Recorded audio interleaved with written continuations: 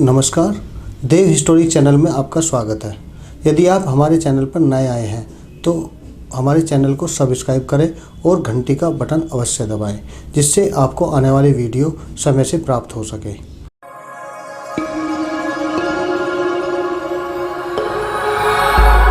Doctor साहब, आपका हमारे स्टूडियो में स्वागत है। नमस्कार। और देव हिस्टोरिक चैनल में आज हम बात करते हैं संत शिरोमणि रविदास जी की। जी, मेरा जो क्वेश्चन है डॉक्टर साहब, कुछ जाति के लोग रविदास जी को ब्राह्मण बताते हैं, ऐसा क्यों?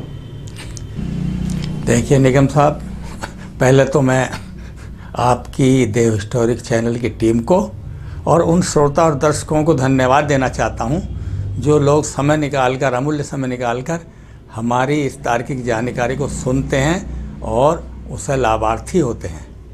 तो आपने पूछा कि कुछ लोग ब्राह्मण कहते हैं रविदास जी को, ये बिल्कुल गलत है, सही नहीं है।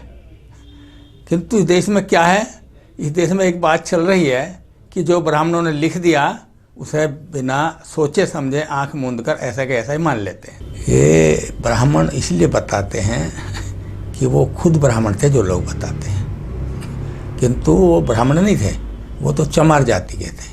इतिहास में मौजूद है, इनका लिखा हुआ इतिहास भी मौजूद है। तो जो काशी नगर है उत्तर प्रदेश में, उसके पास बहुत सारे गांव हैं चमारों के। उनका जन्म कर्माबाई माता के गर्भ से और पिता जूती बनाने वाले पिता रघु जी के औरत से काशी नगरी के पास उत्तर प्रदेश में सीरपुर गोवर्धनपुर नामक ग्राम में हुआ था। तो जो चमार जूती बनाने का काम करते हैं उनके बच्चे को चमारी कहा जाएगा, तो ब्राह्मण तो नहीं कहा जा सकता, इसलिए वो चमार सिद्ध होते हैं। सीतम जी, रामायणों और ब्राह्मणों के कई ग्रंथों में लिखा गया है कि जब रविदास को छठी के दिन माता ने दूध पिलाया था तो उन्होंने कहा था, मैं पूर्ण जन्म का ब्राह्मण हूँ, इसलिए चमारी का दूध नहीं पीऊंगा। आपकी क्या विचार है? इसका विचार यह है कि यह ब्राह्मणों द्वारा जोड़ी हुई एक झूठी कथा है। आप ये बताइए सबसे पहले कि रविदास को आपने बताया कि छठी के दिन दूध पिलाया तो उसने कहा मैं चमारी का दूध नहीं पीऊंगा, मैं पहले जन्म का ब्राह्मण हूँ। तो आप ये बताइए, क्या 6 दिन का बच्चा बोल सकता है? 6 दिन का बच्चा कदापि नहीं बोल सकता। जब बच्चा 8 महीने 10 महीने का होने लगता है तब उसकी मम्मी, उसकी माता उसे पप्पा, मम्मा, पानी, रोटी, आटी कहना सिखाती है। तो फिर रविदास ने इस प्रकृति नियम को तोड़कर कैसे 6 दिन में बोलना शुरू कर दिया? इस बात से सिद्ध होता है कि ये बात झूठी है, रविदास ने नहीं कही। डॉक्टर साहब, जब जैसे कि आपने बताया कि 6 दिन का बच्चा बोल नहीं सकता जी। और ये प्रकृति के नियम के विरुद्ध है जी, तो इस बात का क्या रहस्य है? इसका रहस्य ये है कि रविदास चमार जाति के थे और घटना उस समय की है जब रविदास जी संत शिरोमणि बन गए, उपाधि मिल गई, लोग उन्हें गुरुवर कहने लगे और सिकंदर लोधी उनके सामने झुक गया और चित्तौड़ से, गढ़ से, राजस्थान से मीराबाई आके उनकी चेली बन गई और काशी का राजा वीर सिंह बघेल भी उनसे प्रभावित हो गया।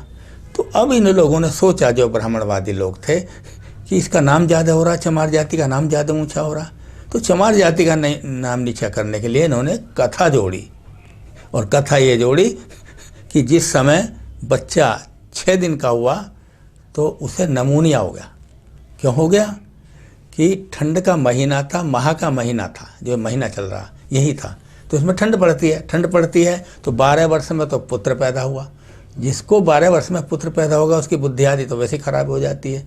तो उस दिन वो ठंडे पानी में नहा ली, स्नान कर लिया और बच्चे को दूध पिलाने लगी, तो बच्चे को नमूनिया हो गया, उसने दूध नहीं पिया। तो ये दूध नहीं पिया बच्चे ने, तो उन्होंने कथा जोड़ दिया, इसीलिए नहीं पिया कि वो चमारी का पैदा हुआ और ये पूर्व जन्म का ब्राह्मण है, इसलिए उसने मना कर दिया, ये कथा जोड़ दी। अच्छा, तो ये कथा बिल्कुल गलत है? गलत कथा है।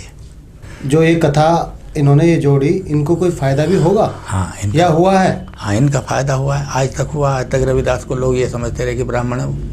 उन्हें फायदा ये था ये बात जोड़ने से कि यदि उसे ब्राह्मण कह दिया जाएगा तो ये मान लिया जाएगा कि यदि वो ब्राह्मण नहीं होता पहले जन्म का तो विद्वान नहीं होता, श्रेष्ठ नहीं होता, गुरु की उपाधि नहीं मिलती। सिर्फ ब्राह्मण ही हिंदुस्तान में, ऐसा इस भारत में मान लिया गया कि ब्राह्मण ही विद्वान होते हैं, इसलिए उन्होंने कहा है चमार जाति का, सिरे पारी है चमार जाति। इसलिए हम कथा जोड़ दें, और उन्होंने कथा जोड़ दी और लोग रविदास को ब्राह्मण ही समझते रहे कि पहले जन्म का ब्राह्मण है और श्राप के कारण यहाँ आके पैदा हुआ है। क्या ये ज्ञान ब्राह्मणों को ही हो सकता है, अन्यथा किसी और जाति के लोगों को नहीं हो सकता? नहीं, ज्ञान तो किसी को भी हो सकता है, ज्ञान की तो कोई किसी की पाबंदी नहीं है।